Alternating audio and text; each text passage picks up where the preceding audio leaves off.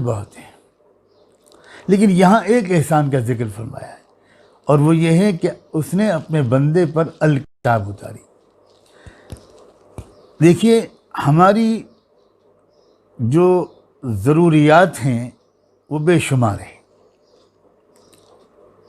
हमें खाने पीने के लिए मुख्तलिफ़ चीज़ों की ज़रूरत है, हमें रहने के लिए मकान की ज़रूरत है, हमको नींद और आराम की ज़रूरत है, मेल को फीमेल की और फीमेल को मेल की ज़रूरत है, वगैरह वगैरह।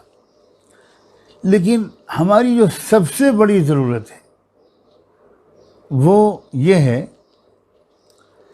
कि इस दुनिया में एक अच्छा इंसान बनकर इस ज़िंदगी के पुलसिरात को पार करने का हुनर हमको सिखाया जाए, हमको आर्ट ऑफ लिविंग सिखाया जाए। एक अच्छा इंसान बनने की लिए जो चीज़ें ज़रूरी हैं जानना,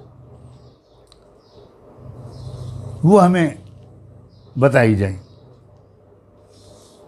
ये अल्लाह ताला का, यानी ये हमारी सबसे बड़ी ज़रूरत है। उसकी वजह यह है कि हमारे अंदर एक अजीब गरीब पोटेंशियल रखा गया है।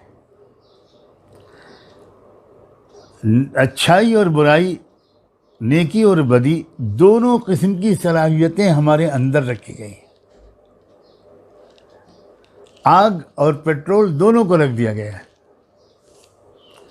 अब हमारी सबसे बड़ी ज़रूरत है कि हमें बताया जाए कि तुम किस तरह ज़िंदगी गुजारो कि तुम्हारे अंदर की जो अच्छाई की सलाहियत है वो तुम्हारी बदी की सलाहियत पर गालिब रहे। इसी को आप दूसरे लफ्ज़ों में और समझिए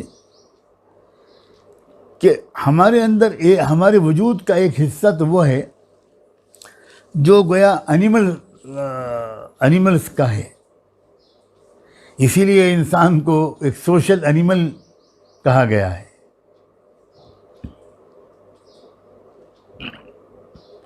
जिस तरह आम एनिमल्स को, जानवरों को जिन चीज़ों की ज़रूरत होती है, आम तौर पर इंसान को भी उन्हीं चीज़ों की ज़रूरत होती है, लेकिन ये इंसान के एक हिस्से को ज़रूरत होती है। इंसान की जो बॉडी है,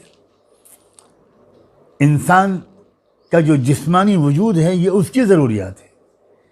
लेकिन इंसान इसको नहीं कहते, इंसान तो उस रूहानी वजूद को कहते हैं जिसको इस मूर्ति के अंदर फिट किया गया है।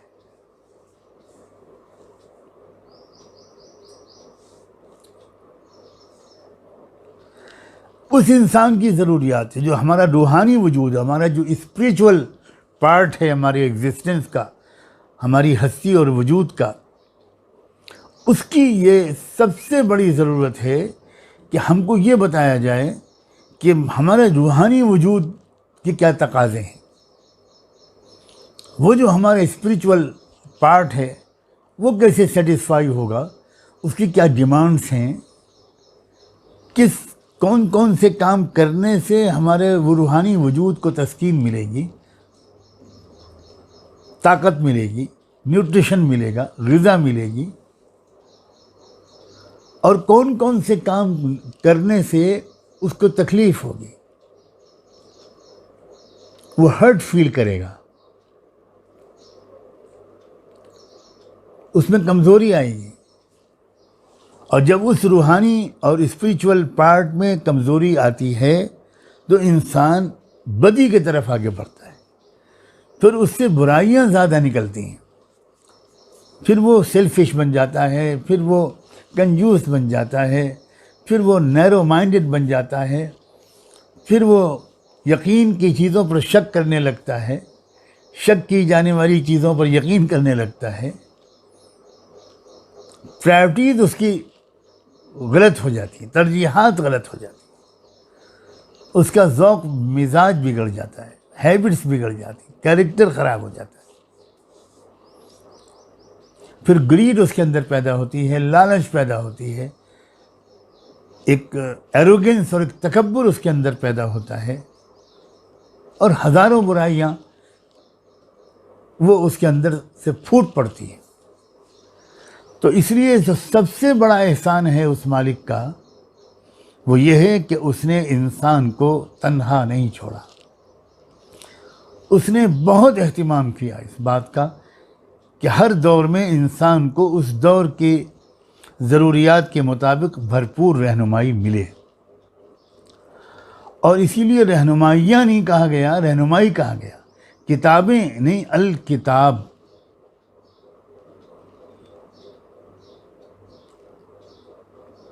एक मुकम्मल रहनुमाई, the book, not one of the books, बल्कि द बुक, अल किताब। उसने अपने बंदे पर अल किताब उतारी।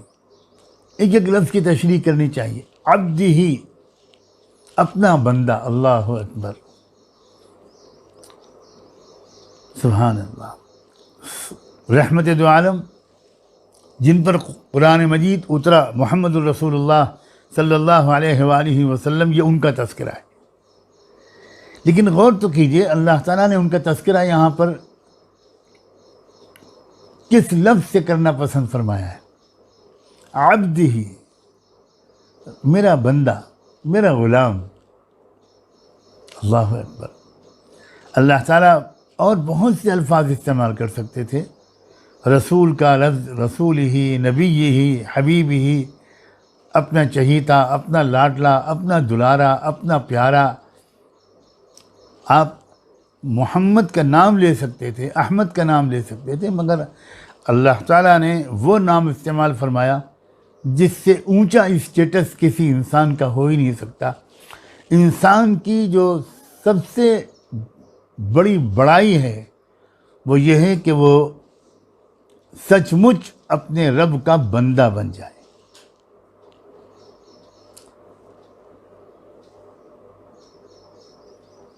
अब्दियत, इंसान जब अपनी अना को बिल्कुल मिटाने में कामयाब हो जाता है और अपने आप को बिल्कुल फना कर लेता है और सबमिट कर देता है, अपने आप को अपने मालिक के सामने सरेंडर कर देता है।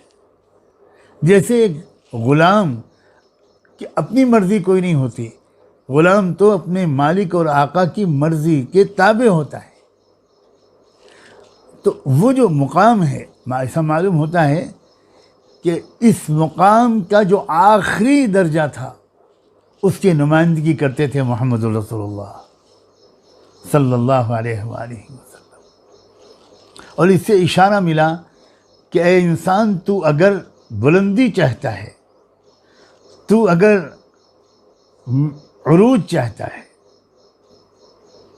तो तू मेरा ग़ुलाम बन जा, मेरा बंदा बन जा, अपने आप को मेरे हवाले कर दे, मेरे ताबे कर दे, सरेंडर कर दे मेरे सामने, बंदगी इख्तियार कर ले। ये सबसे ऊंचा मुकाम है।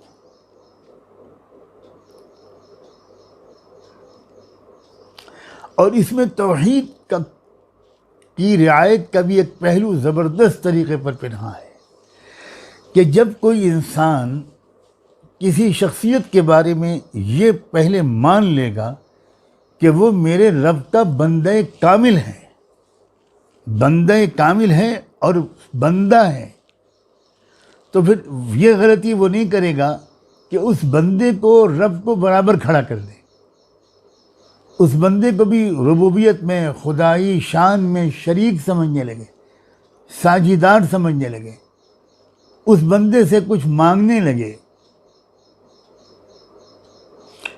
वो जानता है कि ये सबसे ऊंचे मुकाम का बंदा है, मगर है तो बंदा। तो जब इंसान ऐसी किसी शख्सियत या शख्सियतों की अकीदत, मोहब्बत और अज़मत उसके अंदर आती चली जाएगी और साथ ही अब्दियत, उसकी अब्दियत की शनाख्त और पहचान भी आती चली जाएगी कि वो कुछ भी हो, है उसी रब का बंदा जिस रब का बंदा वो खुद है। तो बंदा बंदे से तो नहीं मांगेगा, बंदा तो अपने मालिक से, आका से मांगेगा।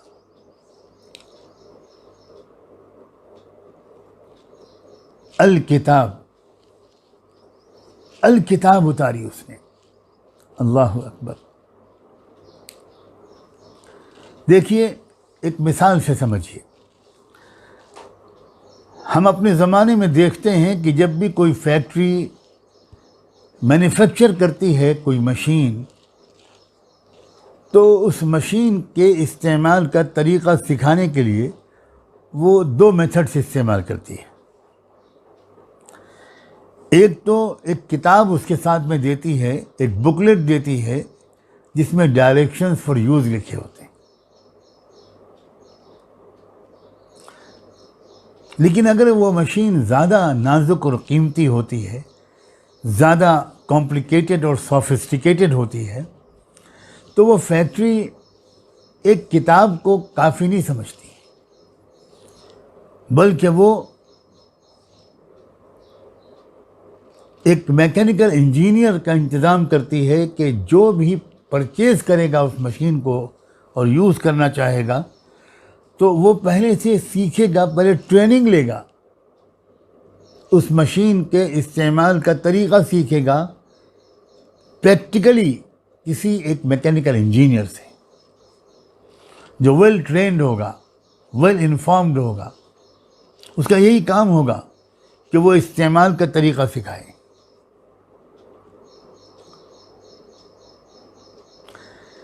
दुनिया में इंसान की मशीन से ज़्यादा कीमती कोई और मशीन नहीं। दूसरी बड़ी से बड़ी मशीन बिगड़ जाएगी तो चंद मिलियन डॉलर्स का नुकसान हो जाएगा, कुछ जानें भी जा सकती हैं। लेकिन अगर इंसानों की मशीन का इस्तेमाल गलत हुआ तो क्या होगा? मैं तफसील में जाए बगैर सिर्फ इतना कहना शायद काफ़ी समझूं कि वो होगा जो आज की दुनिया में हो रहा है। एक तरफ बिलियनर्स होंगे, चंद ख़ानदान होंगे जिनकी दौलत की कोई इंतहा नहीं होगी, और एक तरफ दुनिया की ओवरवेलमिंग मेजॉरिटी रोज़ाना गरीब से गरीब तर होती चली जाएगी। ये नतीजा किस बात का है? नतीजा इस बात का है कि कुछ इंसानों की मशीनों का इस्तेमाल गलत तरीके से हो रहा है, गलत तरीके से प्लान कर रहे हैं, उनके अंदर इंसाफ और रहम नहीं है। जब इंसानों की मशीनों का इस्तेमाल गलत होने लगता है तो फिर क्राइम्स दुनिया में बढ़ते चले जाते हैं। डेढ़ 2 साल 3 साल की बच्चियों को रेप किया जाने लगता है, जुल्म होता है, चोरी, रॉबरी, डाके, मर्डर और हज़ारों गुनाह और हज़ारों जराइम।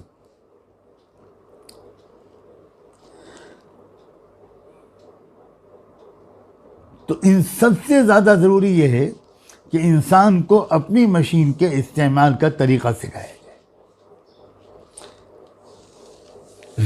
ज़िंदगी कैसे गुजारो, तुम कैसे बिहेव करो, कैसे बोलो, क्या देखो और क्या न देखो, क्या सुनो और क्या न सुनो, क्या सोचो और क्या न सोचो, चलो कैसे, बैठो और उठो कैसे, कारोबार कैसे करो, ख़रीदो फरोख्त कैसे करो,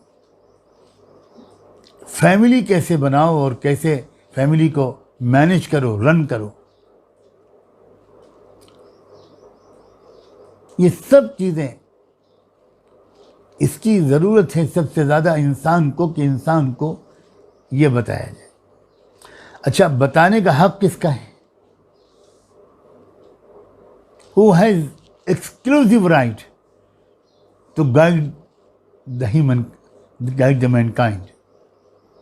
कौन? जिस मशीन को जो फैक्ट्री बनाती है, वही फैक्ट्री का तो हक़ है कि वो उस मशीन के इस्तेमाल का तरीक़ा समझाए। हक़ भी है उसका और उसका फ़र्ज़ भी है। मशीन का इस्तेमाल, मशीन बनाए कोई और उसके इस्तेमाल का तरीक़ा बताए कोई और, ये तो एक्सेप्टेबल नहीं है, कभी काबिल कबूल नहीं है, इसलिए कि वो रहनुमाई कभी भी परफेक्ट नहीं हो सकती। अब ज़ाहिर है कि इंसान को जिस हस्ती ने बनाया है, जिसने पैदा किया है और जिसने उसके अंदर ये अजीब व गरीब किस्म का पोटेंशियल रखा है, सिर्फ ये उसी का हक़ है कि इंसान को वो बताए, सिखाए, रहनुमाई करे, गाइड करे। किसी और का हक